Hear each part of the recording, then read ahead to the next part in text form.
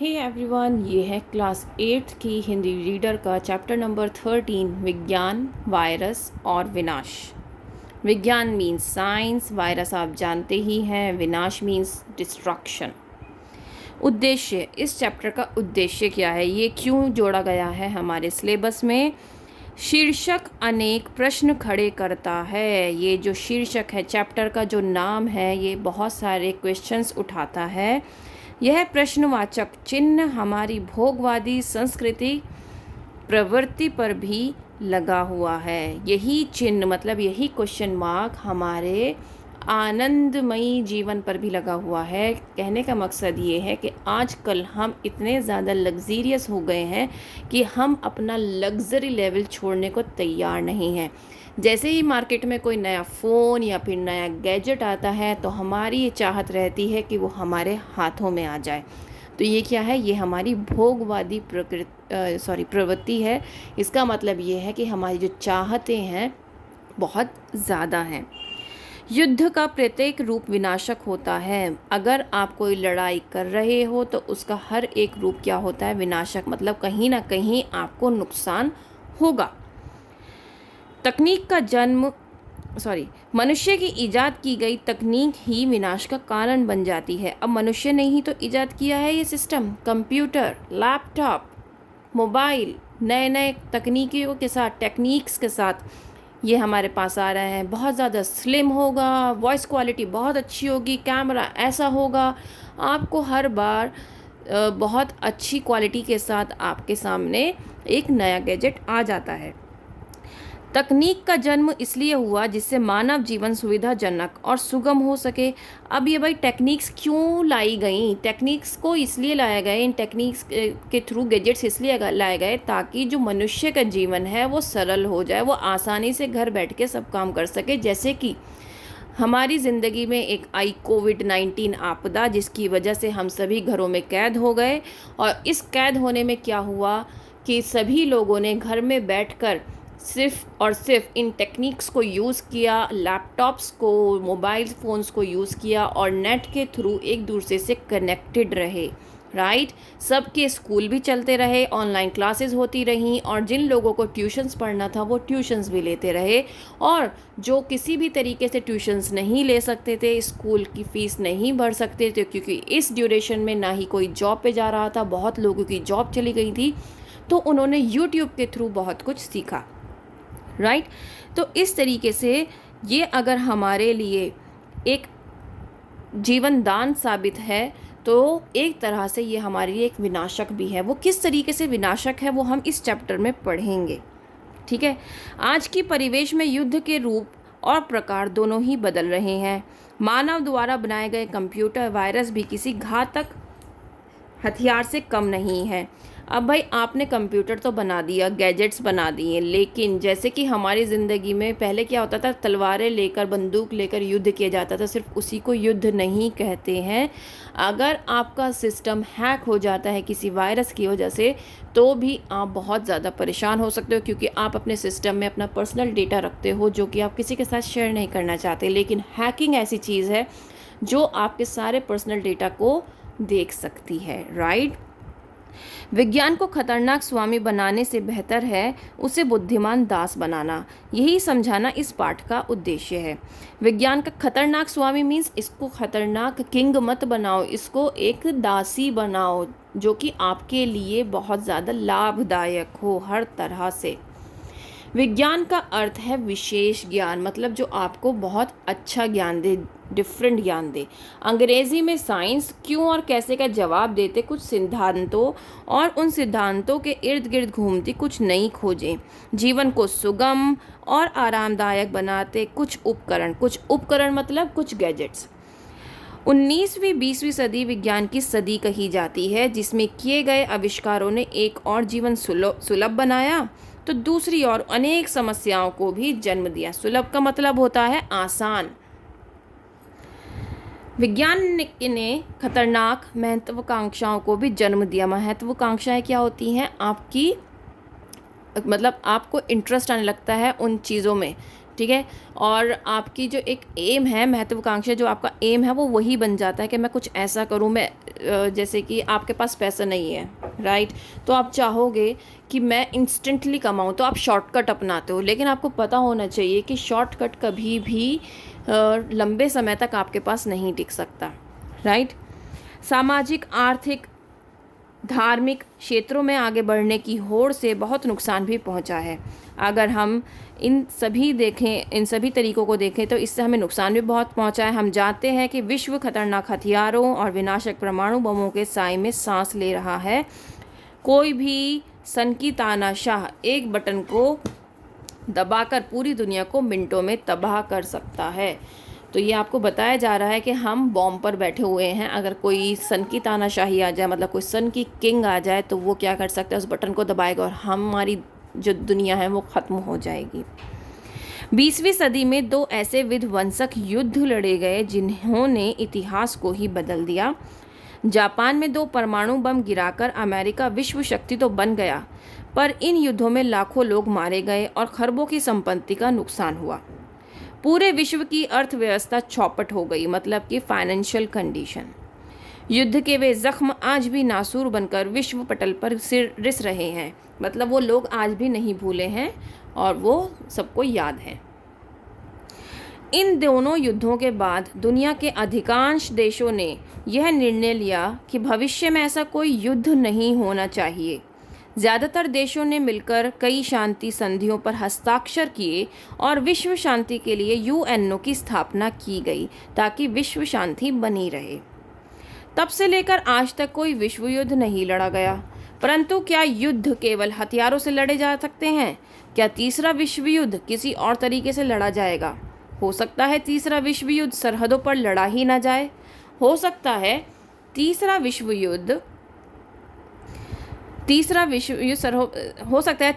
युद्ध में मिसाइल और परमाणु बमों की जगह किसी और तकनीक का इस्तेमाल हो। अभी तक आपने देखा है कि अभी तक हमारे जो 2 वर्ल्ड वॉर हुए हैं उसमें क्या यूज़ किया गया है वो आप सभी जानते हैं। तो यहाँ पर बात की जा रही है कि ये ज़रूरी नहीं कि जो फर्स्ट 2 वर्ल्ड वॉर्स में हुआ है वही 3rd वर्ल्ड वॉर में हो। 3rd वर्ल्ड वॉर में क्या हो सकता है, टेक्निक्स को यूज़ किया जा सकता है। ज़रा सोचिए वह तकनीक क्या हो सकती है। यह तो हम सब जानते हैं कि पिछले 25 वर्षों में दुनिया ने सबसे ज़्यादा प्रगति इंटरनेट और डिजिटल क्षेत्र में की है। सूचना और संचार क्रांति ने दुनिया को बदल डाला है, चाहे वह घर में इस्तेमाल होने वाले उपकरण हों, ऑफिस में रखे कंप्यूटर, लैपटॉप हों या सरहदों की रक्षा करते रक्षा उपकरण। तो ये आप सभी जानते हैं कि हर तरह से आज जो है दुनिया में तकनीक आ रही है। तकनीक ने बहुत ज़्यादा क्या हुआ, एडवांस हुई है। आज हम सभी अपनी निजी व वित्तीय जानकारी, वित्तीय मीन्स फाइनेंशियल, मतलब बैंक से रिलेटेड जो भी होती है, डिजिटल फॉर्म में रखते हैं। मतलब डिजिटल फॉर्म में आप सब कुछ ऑनलाइन हो गया तो हम सब कुछ ऑनलाइन करते हैं, इंटरनेट बैंकिंग सब कुछ हो गया, राइट। हम जो भी डिजिटल उपकरणों की मदद से करते हैं उन सब का रिकॉर्ड अथवा डाटा i.cloud में जमा हो जाता है। मतलब हम जो भी काम कर रहे हैं वो वहाँ पर क्लाउड में जमा हो जाता है। i.cloud या मास्टर कंप्यूटर वह आयुध स्टोर है जहाँ डाटा रूपी बारूद भरा पड़ा है। मतलब ये एक ऐसा बॉम्ब है जहाँ पर इतना डेटा है कि अगर वो किसी के हाथ लग जाए तो वो दुनिया को तबाह कर सकता है। ऐसे में हमारे हाथ का मोबाइल क्या किसी अस्त्र से कम है? कल्पना कीजिए कि यदि कोई व्यक्ति इस डेटा स्टोरेज में घुसकर आवश्यक और नितांत निजी और गुप्त डाटा को डिलीट या अपने हिसाब से मॉडिफाई अर्थात परिवर्तित या संशोधित कर दे तो क्या होगा। मतलब उसमें कुछ चेंजेस कर दे या फिर उसको डिलीट कर दे या फिर अपने नाम कुछ ऐसा कर ले जिससे जो सामने वाला है जिसके डॉक्यूमेंट्स उसको बहुत भारी नुकसान हो, तो क्या होगा। अब सवाल यह उठता है कि कोई इस डेटा स्टोरेज में घुसेगा कैसे, कोई भी इस डेटा स्टोरेज में कैसे घुसेगा। जी हाँ, वायरस की वजह से।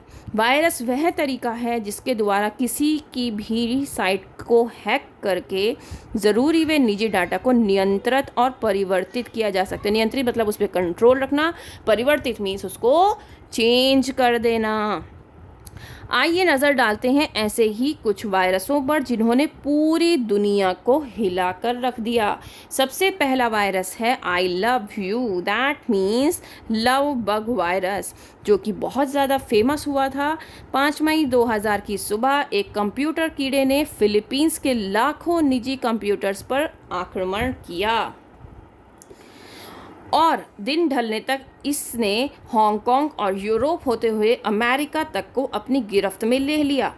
यह वायरस लव बग या लव लेटर के नाम से प्रसिद्ध हुआ, जिसे फिलीपींस के 2 प्रोग्रामरों रियोनेल रोमन और ओनेल डी गजमैन ने बनाया था। यह वायरस एक ईमेल के द्वारा लोगों के निजी कंप्यूटर्स में घुस गया। इस वायरस रूपी ईमेल की सब्जेक्ट लाइन में लिखा होता था, प्यार भरा खत आपके शुभचिंतकों की ओर से, इसीलिए इसको लव बग कहा गया। यह एक साधारण सी ईमेल प्रतीत होती थी और कंप्यूटर के विंडो सिस्टम की पकड़ में नहीं आती थी। जैसे ही कोई इस ईमेल को खोलता था, यह उस कंप्यूटर में घुसकर ज़रूरी प्रोग्राम्स को बदलकर सिस्टम के सॉफ्टवेयर को नष्ट कर देता था और सिस्टम में स्टोर हुए सभी ईमेल पतों वाले कंप्यूटर्स में खुद को पोस्ट करा उनको भी नष्ट कर देता था। मतलब कि मेरे कंप्यूटर में अगर कोई वायरस आया और मेरे पास जितने भी मेल्स पड़े हैं वो किसी के भी हों, तो उन सब के पास वो ऑटोमेटिकली ट्रांसफ़र हो जाता था वो मेल, और उन सब के सिस्टम को भी हैक कर लेता था। तो इस तरीके से उसने इन 4 देशों को क्या किया, अपनी गिरफ्त में लिया। महज 10 दिनों के अंदर इसने दुनिया भर के करीब 50 मिलियन निजी कंप्यूटर्स को ख़राब कर दिया। लव बग वायरस ने 10 दिनों में दुनिया को 5.5 से 8.7 ट्रिलियन डॉलर की चपत लगाई। मतलब इतना नुकसान उसको हुआ दुनिया को, और इसको नष्ट करने में करीब 15 मिलियन डॉलर खर्च हुए। इसने कुछ ही दिनों में विश्व की अर्थव्यवस्था को इतना करारा झटका दिया कि इसे अब तक की कंप्यूटर संबंधी सबसे विध्वंसक आपदा माना गया। मतलब इससे सबसे ज़्यादा लोगों को नुकसान हुआ था, जिसकी वजह से अभी तक की सबसे ज़्यादा ख़तरनाक वायरस अटैक इसी को माना जाता है। नेक्स्ट है माईडूम। 26 जनवरी 2004 को माईडूम नाम के वायरस ने दुनिया में कहर बरपाया। यह कंप्यूटर में एक अटैचमेंट की तरह डाउनलोड हो जाता था, जिसमें लिखा होता था, एंडी क्षमा करना, मैं अपना काम कर रहा हूँ। इस वायरस का निशाना मुख्यतः अमेरिका का SCO ग्रुप था। तब ऐसा माना गया कि यह वायरस रूस में विकसित हुआ, पर इसके बनाने वाले के नाम का आज तक भी पता नहीं चल पाया। इस वायरस की वजह से SCO ग्रुप की वेबसाइट 2 हफ्तों तक बंद रही और इस ग्रुप से संबंधित जितने सिस्टम पर इसने आक्रमण किया उनकी कार्यक्षमता 50% तक घट गई। इस वायरस के कारण 38.5 बिलियन डॉलर का नुकसान हुआ। माईडूम वायरस ईमेल के द्वारा फैलने वाले आज तक का सबसे तेज़ वायरस है। अनुमान यह है कि यह वायरस आज भी किसी न किसी रूप में हमारे साइबर स्पेस में मौजूद है और न जाने कब फिर से अपना रूप दिखा दे। मतलब कि इसको एंड नहीं किया गया है। तो ये माईडूम वायरस है। नाम आता है ज़ियस ट्रोजन मॉलवेयर भी विंडो बेस्ड कंप्यूटर सिस्टम के लिए बना था। जुलाई 2007 में इस खतरनाक वायरस ने संपूर्ण मीन्स पूरे विश्व में खलबली मचा दी, क्योंकि इसका उद्देश्य सिर्फ कंप्यूटर सिस्टम को नष्ट करना नहीं था। इसका उद्देश्य तो लोगों की फाइनेंशियल और बैंकिंग डाटा को चुराकर आपराधिक गतिविधियों में उनका प्रयोग करना था। इस वायरस के संचालक निजी कंप्यूटर्स में घुसकर उनकी सोशल मीडिया, ईमेल और बैंकों के लॉगिन की जानकारी चुराते थे और मिनटों में करोड़ों अरबों रुपयों की अपराधी जगत के खाते में हस्तांतरित कर देते थे, मतलब ट्रांसफ़र कर देते थे। विश्व की कई बड़ी बड़ी कंपनियां जैसे bank of America, Amazon, oracle, Cisco आदि इसका शिकार बने और वैश्विक अर्थव्यवस्था को करीब $70 मिलियन की चोरी झेलनी पड़ी।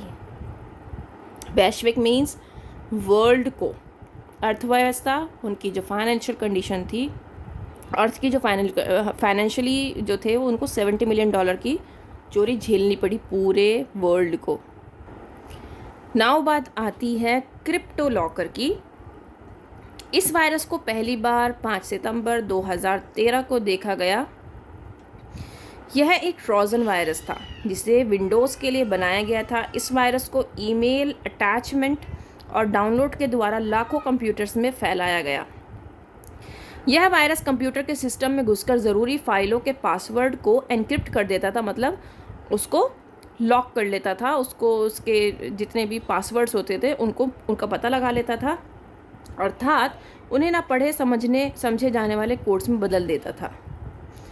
फिर इस वायरस के एडमिन अर्थात रचयिता उन फाइलों को वापस पढ़ने समझने वाली भाषा में बदलने के लिए बड़ी रकम की फिरौती मांगते थे। फिरौती ना मिलने पर वे उन ज़रूरी फाइलों को डिलीट कर देते थे। इस तरह इस वायरस ने दुनिया भर में तकरीबन $3 बिलियन का नुकसान हुआ। मतलब कि क्या करते थे, एनक्रिप्ट करना मतलब कोड्स में चेंज कर देना, ठीक है, डेटा को कम्प्लीटली ऐसे कोड्स में चेंज कर देते थे जो नॉर्मली इंसान नहीं पढ़ पाता था। पहले पासवर्ड को एनक्रिप्ट करते थे, फिर उसके बाद जो उनकी फाइल्स होती थी तो उनको एनक्रिप्ट कर देते थे, और फिर जिनकी फाइल्स होती थी, जो ऑनर होता था, उनसे ये कहा जाता था कि अगर आप चाहते हो कि आपकी जो पहले से था सब कुछ वैसे ही चेंज होकर आपको मिल जाए तो उसके लिए आपको पैसे देना पड़ेगा, और वो काफ़ी हैवी अमाउंट मांगते थे। तो और जो नहीं देते तो उनका वो डेटा डिलीट कर दिया जाता था, और जो दे देते थे उनको ये वापस मिल जाता था। इस वायरस को हटाने के लिए किए गए ऑपरेशन टोवार ने भी दुनिया को लाखों डॉलर की चपत लगाई। अब इस वायरस को हटाने के लिए एक ऑपरेशन चलाया गया जो कि था ऑपरेशन टोवार, जिसकी वजह से और ज़्यादा नुकसान हुआ। नेक्स्ट है स्टक्सनेट। अब ये स्टक्सनेट क्या है? हाल ही में कास्परसी लैब ने इस बेहद खतरनाक वायरस को देखा। माना जाता है कि इसका निर्माण सन 2005 में ही शुरू हो गया था।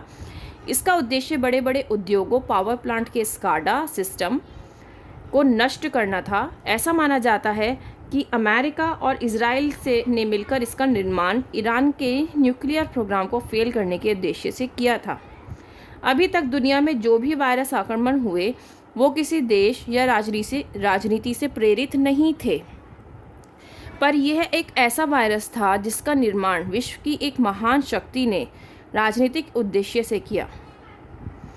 इस तरह से ये अमेरिका और इजराइल का ईरान के विरुद्ध युद्ध का ऐलान जैसा था। यद्यपि किसी भी देश ने औपचारिक रूप से इस युद्ध की पुष्टि नहीं की और ना ही कोई टिप्पणी की, पर इस वायरस ने ईरान के 20% न्यूक्लियर प्रोग्राम को नष्ट करके उसे बरसों पीछे धकेल दिया। इस वायरस ने अकेले ईरान में 2 लाख से ज़्यादा कंप्यूटर्स को नुकसान पहुंचाया और 1000 से ज़्यादा स्वचालित मशीनों को पूरी तरह से नष्ट कर दिया। स्वचालित मतलब जो खुद से चलती हैं। तो ये आपको बताया जा रहा है कि ये जो अमेरिका ने और इजराइल ने मिलकर ये बनाया था ईरान के लिए, उन्होंने ईरान के लिए ही यूज़ भी किया इसको। और कैसे यूज़ किया वो आप देख रहे हैं। कंप्यूटर्स को नुकसान भी पहुंचाया और 1000 से ज़्यादा जितने भी वो खुद से चलते थे वहाँ पर मशीनें, उनको नष्ट कर दिया।